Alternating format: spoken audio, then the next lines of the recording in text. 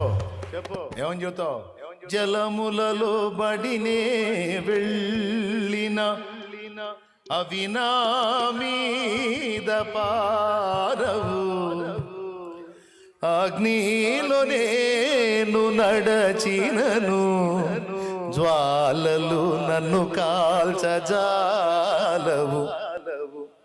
ఎందుకంటే అగ్ని బలమును చల్లార్చే దేవుడు నాకు తోడై ఉన్నాడు. అగాధ జలములను గోడవలె నిలిపి ఆరిన నేలను చూపగల దేవుడు నాకు తోడై ఉన్నాడు. హల్లెలూయా. బాడుకో. ఆ షుగర్ ఎట్టుంటుందో చూద్దాం. ఆ షుగర్ సంగతి తేలుద్దాం, ఆ బీపీ సంగతి తేలుద్దాం, ఆ క్యాన్సర్ సంగతి కూడా తేలుద్దాం. ఏమండి?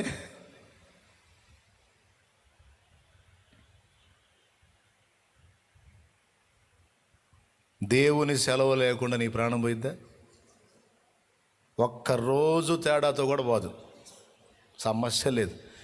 అదే దినమునకు, అదే గడియకు, అదే నిమిషానికి, అదే సెకండ్కి నిర్ణయ కాలం వచ్చిందాకా కదల్లో. హల్లెలూయా. ఆయన నిర్ణయిస్తే ఆనందం. అప్పటిదాకా ఏమో ఇక్కడ లోకం. ఒకవేళ ఆయన నిర్ణయకాలం వచ్చి వచ్చే కుమారుడా వచ్చే కుమారు అన్నాడు అనుకో,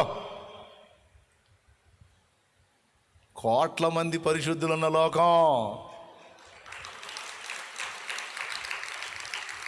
హల్లెలూయా. మళ్ళీ ఇలానే ఉంటుంది, ఎందుకంటే గొప్ప మహిమతో ఉంటుంది. మళ్ళీ అక్కడ మళ్ళీ వాళ్ళందరూ కనపడుతూనే ఉంటారు మనకి. మనం ఏదో సుడులు తిరిగే చీకట్లో పడేదే లే. దూతలు వస్తారు, తీసుకొని వెళ్ళిపోతారు. పద వచ్చేసేయండి. పరిశుద్ధ దూతలు వస్తారు, సైలెంట్గా తీసుకొని వెళ్ళిపోతారు.